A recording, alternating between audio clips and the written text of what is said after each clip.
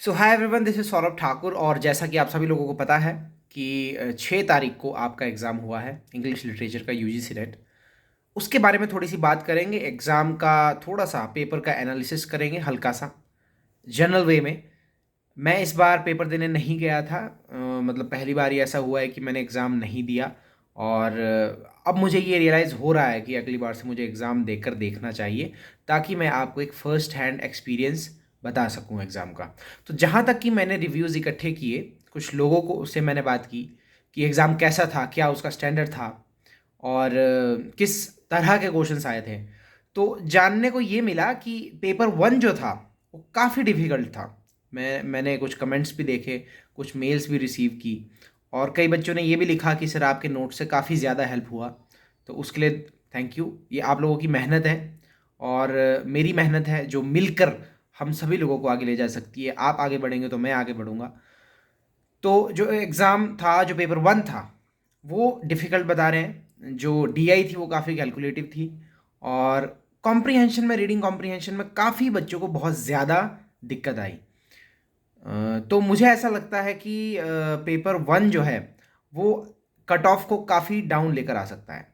अगर हम paper two की बात करें, तो इस बार सुनने में ये आ रहा है कि क्रिटिसिज्म से क्वेश्चंस काफ़ी कम थे। हालांकि थियरी से क्वेश्चंस थे, इंडियन से थोड़े से ज़्यादा क्वेश्चंस थे, और क्रोनोलॉजी भी उनकी पूछी गई थी। और सुनने में ये आया कि इस बार का जो क्वेश्चन पेपर था पेपर टू में, वो थोड़ा सा डिस्क्रिप्टिव था। कंसेप्चुअल क्वेश्चंस ज़्यादा थे, जैसा कि पहले कई बार आया करता था। एनटीए से पहले इस तरह के क्वेश्चंस आया करते थे। एक दो बार एनटीए में भी ऐसा हुआ है कि इस तरह के क्वेश्चंस आए हैं।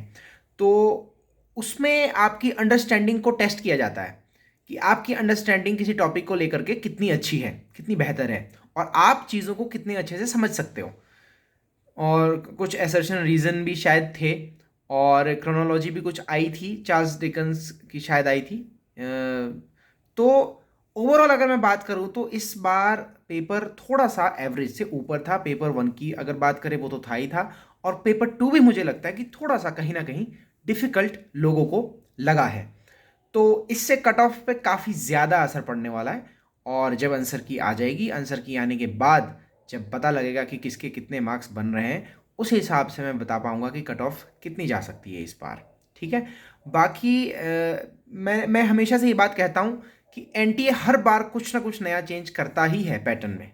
हम तैयार करके जाते हैं कि पिछली 2-3 बार से ब्रिटिश हिस्ट्री से बहुत ज़्यादा क्वेश्चंस आ रहे हैं, क्रोनोलॉजी आ रही है, चलो उस पर फोकस किया जाए।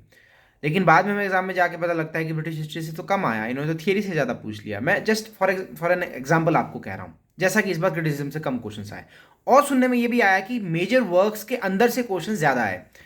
आज से 2-3 साल पहले, 4-5 अटेम्प्ट पहले, वर्क्स के अंदर से बहुत ज़्यादा क्वेश्चंस आया करते थे। बहुत, किसी के कुत्ते का क्या नाम है, खच्चर घोड़े का क्या नाम है, वो भी पूछ लेते थे।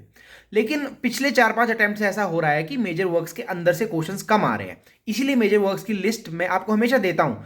जो नोट्स मेरे literary theory, criticism, culture studies और मेजर वर्क्स की एक लिस्ट है, जो मैं आपको, जो आप मुझसे लेते हो, बाय करते हो, जो भी है, उसमें जो मेजर वर्क्स की मैं आपको लिस्ट देता हूँ, उसमें क्रोनोलॉजी तो आपकी क्लियर होगी होगी, क्योंकि उसमें ईयर्स भी मैंने साथ में दिए। लेकिन उन वर्क्स, मेजर वर्क की जो लिस्ट है, उसका मतलब सिर्फ ये नहीं कि आपने ईयर्स पढ़ने हैं। उसका ये भी मतलब है कि जितने भी उसमें लिस्ट में वर्क्स है, वो आपको इंडिविजुअली इन डेप्थ अच्छे से पढ़ने हैं, क्योंकि क्वेश्चंस इस बार देखे गए। तो हर बार कुछ ना कुछ चेंज आपको एग्जाम पैटर्न में मिलेगा ही मिलेगा, क्योंकि अगर सेम पैटर्न पे एग्जाम चलता रहेगा तो बच्चे तो 80-90% भी स्कोर करेंगे, क्योंकि बच्चों को पता लग जाएगा कि पैटर्न क्या है ना।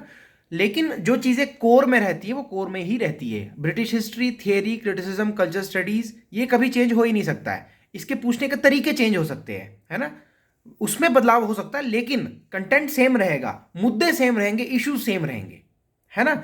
तो आपने मेन जो कंसेप्ट है, मैं हमेशा आपको कहता हूं कि कंसेप्ट अपने क्लियर करें। ठीक है। कि न्यू हिस्टोरिसिज्म क्या है, उसके जो राइटर्स हैं उनके मेजर कंसेप्ट्स क्या है, उस कंसेप्ट का मतलब क्या है, फिर चाहे क्वेश्चन कैसा भी आ जाए, कितना ही घुमा फिरा के आ जाए, आप उसको सॉल्व कर लोगे, क्योंकि आपका कंसेप्ट क्लियर है। तो कंसेप्ट क्लियरिटी होना बहुत जरूरी है, फिर क्वेश्चन कहीं से भी आ जाए। एक होता है कंसेप्चुअल क्वेश्चंस, एक होते हैं रट्टे वाले क्वेश्चंस। क्रोनोलॉजी है वो रट्टे वाले क्वेश्चंस है, ठीक है। लेकिन कंसेप्चुअल क्वेश्चंस अगर आप अच्छे से कर लिए, क्रोनोलॉजी आप भूल भी गए 2-4, कोई बात नहीं, फिर भी आपका पेपर आपको आगे लेकर जा सकता है। ठीक है, तो एग्ज़ाम ओवरऑल डिफ़िकल्ट था। अगर पेपर 1-2 की मैं एक ओवरऑल बात करूं, तो देखते हैं इस बार कट ऑफ का क्या बनता है। मुझे ऐसा लगता है कि जैसा पहले जाया करती थी 4-5 अटेम्प्ट्स पहले, उसी तरीके से 54 के आसपास, 53-4 के आसपास कट ऑफ रह सकती है। बाकी डिटेल कट ऑफ की वीडियो मैं बनाऊंगा जब आंसर की अपलोड हो जाएगी। ठीक है, ओके बाय, टेक केयर। तब तक के लिए आप एंजॉय करें। आपने बहुत मेहनत की इतने दिन एग्जाम के लिए, अब आप थोड़ा चिल मारो। ठीक है, थोड़ा घूमने फिरने जाओ इधर उधर, लोगों से मिलो, सोसाइटी में दूसरे लोगों के साथ उठो बैठो, बातचीत करो, और आंसर की आते ही अपना जो भी आपका बनता है उसको चेक करो और बताओ कितने मार्क्स बन रहे। फिर कट ऑफ हम प्रिडिक्ट करने की कोशिश करेंगे, और उसके बाद आप अपने रिजल्ट का आराम से, बेचैनी से नहीं, आराम से, शांति से आप इंतज़ार करें। ठीक है, okay bye, all the best.